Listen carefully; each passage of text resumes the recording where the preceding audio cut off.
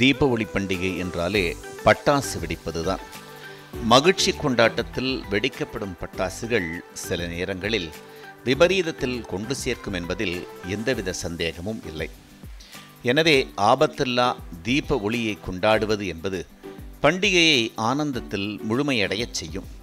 அதனால் பட்டாசு வெடிக்கும் போது மேற்கொள்ள வேண்டிய பாதுகாப்பு அம்சங்களை காணலாம். பட்டாசு வெடிக்கும் போது பருத்தியில் நெய்த உடைகளை தவிர பாலியஸ்டர், நைலான் உள்ளிட்ட ஆடைகளை அணியாமல் இருப்பது நல்லது.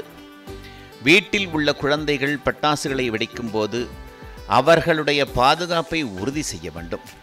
முடிந்த அளவு குழந்தைகளை தனியாக பட்டாசு வெடிக்க அனுமதிக்காதீர்கள்.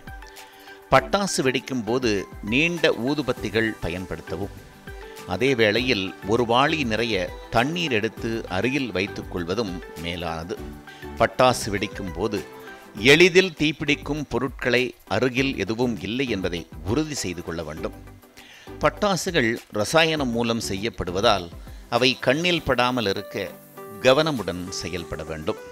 ஒருவேளை பட்டாசு வெடிக்கும் போது கண்களில் எரிச்சல் ஏதேனும் ஏற்பட்டால் உடனடியாக குளிர்ந்த நீரில் கண்களை கழுவ வேண்டும்.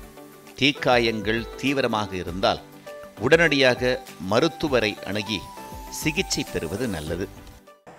குழந்தைகளுக்கான பாதுகாப்பு ரொம்ப ரொம்ப முக்கியம். ஸோ பெரியவங்க கூட ஒரு விழிப்புணர்வோடு அதை தவிர்த்துக்கிடுவாங்க. ஆனால் குழந்தைகளுக்கு தான் அதிகமான தீக்காயங்கள் ஏற்படுறது.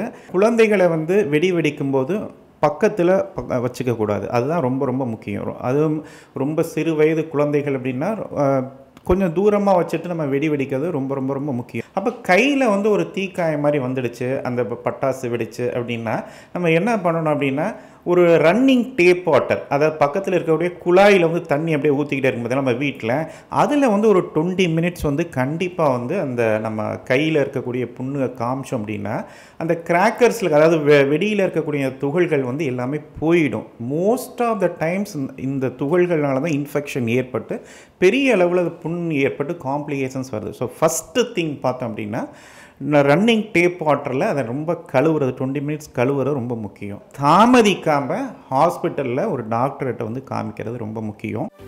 தீப ஒளி நாளில் விழிப்புணர்வுடன் இருந்து விபத்தின்றி பாதுகாப்பான தீபாவளியை குடும்பத்துடன் கொண்டாடி மகிழ்வதே சாலச் சிறந்தது.